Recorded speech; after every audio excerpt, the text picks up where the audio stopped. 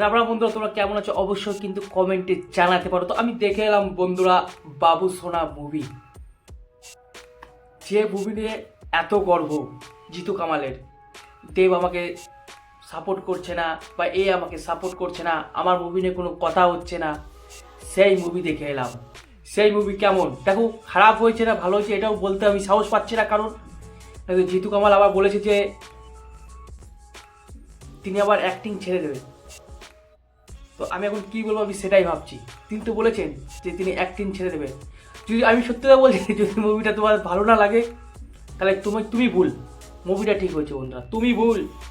তোমার দেবাকে চোখে দেখার ভুল আছে, তোমার মস্তিষ্ক কিছু লোচা আছে, তাই তোমার ভাই বইটাকে খারাপ লাগছে।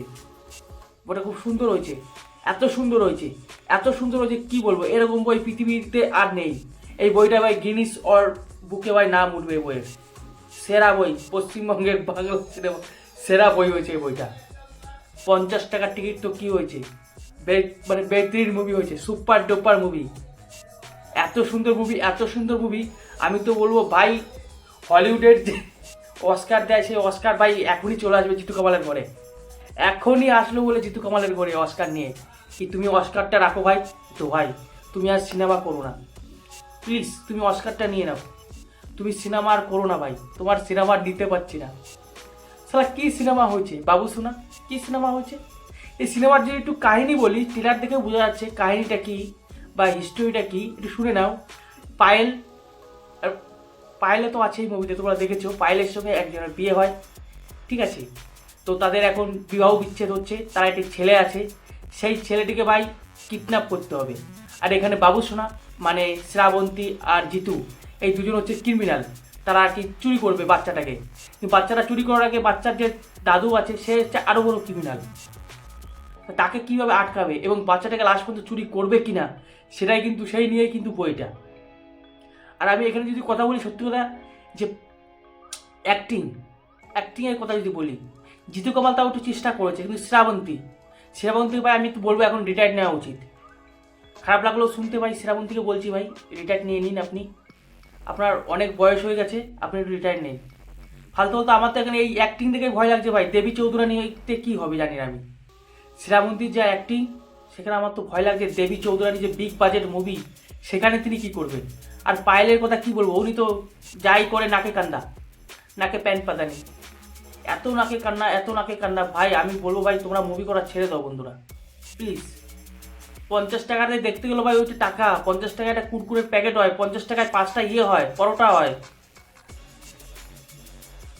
ভাই। এই মুভি তোমাদের ভাগ্যিস দেব দেব আবার দেবদাকে বলছে এই মুভি সাপোর্ট করতে, দেবদা যদি এই মুভি যদি লাগাতো দেবদার অপমান হতো ভাই। কি মুভি তৈরি করেছো তোমরা ভাই, এই মুভিতে মানে কি বলবো, ওভার অ্যাক্টিং যাকে বলা হয়, ওভার অ্যাক্টিংয়ে ভরা। অ্যাক্টিংয়ের কথা বলতে গেলে ওভার অ্যাক্টিংয়ের একটা গাছ, যে গাছটা পৃথিবী ছাড়িয়ে ভাই মহাশূন্যে চলে গেছে, মহা আকাশে চলে গেছে, এত ওভার অ্যাক্টিং। আর এখানে যে আলেকজান্ডার যে ক্যারেক্টারটা আছে ভাই, ওটা তো ভাই নেক্সট লেভেল, গালাগালি দিচ্ছি না আমি, সেটা পুলিশ অফিসার, সে খাচ্ছে ভাই গুটকা বিমল, আজকে বাংলাও খাচ্ছে, আর সে বাজারে সবাইকে খাওয়াচ্ছে ইংলিশ মাল, সবাইকে বাংলাটাই খাওয়া। আমার তো সেটাই হচ্ছে, তোমার তো পয়সা বেশি আর নষ্ট হয়ে যাচ্ছে, তুমি সবাইকে বাংলাটাই খাওয়াও, তুমি নিজে শালা বাংলা খাচ্ছ আর অপরকে ইংলিশ খাওয়াচ্ছ। আর সব থেকে আবার হাসি ব্যাপার ভাই, নাইজেরিয়ার কিছু লোক কাস্টিং করেছে, দেখে মনে হচ্ছিল ভাই আমাদের যে ফুটবল খেলা হয় সেই ফুটবল খেলা কিন্তু নাইজেরিয়ার দেশের তো অনেক মানে হায়ারে খেলতে আসে, সেই সমস্ত লোককে ভাই ঢুকিয়ে দিয়েছে। আমি তো বলা অবাক যে, আর তাদেরও বলো হারি ভাই, এটা বাংলা মুভিতে তোমরা কী করছো ভাই এখানে, তোমরা ফালতু একটা বাংলা মুভিতে। এই বাংলা মুভি মানে কী বলবো আমি, তাদের কোনো দেশে খেয়ে দিয়ে কাজ নাই, তাই তারা কিন্তু চলে এসছে যে বাংলা বইয়ে অন্তত বইটা করি, এটা ফালতু বইয়ে। ওর থেকে তোমরা ফুটবল খেলো, ফুটবলে তোমাদের নাম হয়। আমি নাইজেরিয়ার লোকদের যারা অভিনয় করে তাকে হাত জোর করে বলছি, ওর থেকে তোমরা ফুটবল খেলো ভাই, ফুটবলে তোমাদের অনেক নাম হয়, কারণ তোমরা তো ফুটবল খেলার জন্যই পশ্চিমবঙ্গে আসো, তোমরা ফুটবল খেলো। এইসব বইয়ে টয়ে তোমরা যেও না, এইসব বই হচ্ছে ফালতু বই।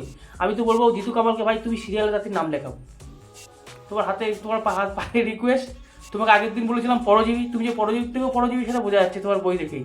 তুমি যদিও একটু সঠিক কাজ করেছো, কিন্তু আর যারা পার্শ্ববর্তী মানে অ্যাক্টার, তারা পুরো একদম ঢেলে দিয়েছে। সালা কি বই, ডিম ভাজছে দোকানদার, একটা সিন বলছি তোমাদেরকে, ডিম ভাজছে একটা দোকানদার, সেখানেও একটা প্রেমের গন্ধ পাচ্ছে। সালা ডিম ভাজাতেও প্রেমের গন্ধ, তা ডিম খাওয়াই যাবে না? মানে বলো হরি মুভি রে, 50 টাকা পুরো জলে চলে গেল আমার। আর এই মুভি দেখার পর আমার পিচ্ছা পায়খানা যে পারা সব বন্ধ হয়ে গেছে বন্ধুরা, কি বলবো, আমার আর ভালো লাগছে না কিন্তু। এই ভাই তোমরা বন্ধ করো ভাই। ভাই বাবুসুরা জানি না এখন কি করবে জিতু কামাল, আবার লোককে বলছে এই বইটা দেখো, এই বইটা সাপোর্ট করো, এরকম বই বানালে কে দেখবে ভাই, কে দেখবে? না অ্যাক্টিংয়ের ঠিক আছে, না কমেডির ঠিক আছে, না অ্যাকশনের ঠিক আছে। আমি তো বলবো জিতু কামাল যে অ্যাকশন করে টাকা নিয়ে, তার থেকে ভাই যারা আর কি স্ট্যান্ড করছিল, ভিলেনের যারা স্ট্যান্ড করছিল তারা ভালো কাজ করেছে, তাদের ভাই ধৈর্য আছে এবং শক্ত সামর্থ্য দিয়ে তারা ভালো কাজ করেছে। আর এখানে মেন ক্যারেক্টারের যে ভিলেন, মেন ক্যারেক্টার যাত্রা থেকে তো যাত্রা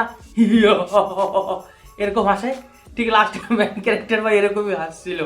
আবার কোথাও না কোথাও মনে হচ্ছে ভাই, ভাই তোমরা যদি কমেডি ফিল্ম তৈরি করো তো সেইভাবে তৈরি করো, অ্যাকশন ফিল্ম তৈরি করলে সেইভাবে তৈরি করো।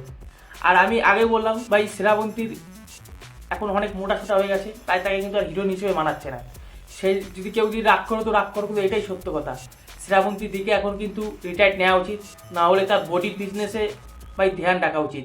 খালি নায়িকা হতে গেলে ভাই সিম্পল চেহারা লাগে, আর ইনি যে মোটা হয়ে গেছে তাকে এখানে মানাচ্ছে না ভাই, সত্যি কথা বলতে গেলে পুরোপুরি মানাচ্ছে না। আর এইদিকে তো আমার ভয় লাগছে রঘু ডাকাতে তিনি কী করবে, সরি দেবী চৌধুরানীতে তিনি কী করবেন, আমার তো ভাই এখনই মাথা হয়ে যাচ্ছে। আর আমি বলছি ভাই দয়া করে তোমরা কেউ বইটা দেখতে হবে না, অন্তত 50 টাকাতে ভাই অনেক খাবার জিনিস খাও, তাও ভালো, বইটার দেখে তোমাদের লাভ নেই। খুব সুন্দর বই আছে, এখনই অস্কার নিয়ে আসবে বইটার, হিরো প্রডিউসার ডিরেক্টর সবাইকে এখনই অস্কার দেবে। বলে ভাই তোমরা দয়া করে কোনো বই তৈরি করো না প্লিজ, তোমরা এই অস্কারটা রাখো, তোমরা এটা বেঁচে খেও। তো চলো বন্ধুরা রাখছি।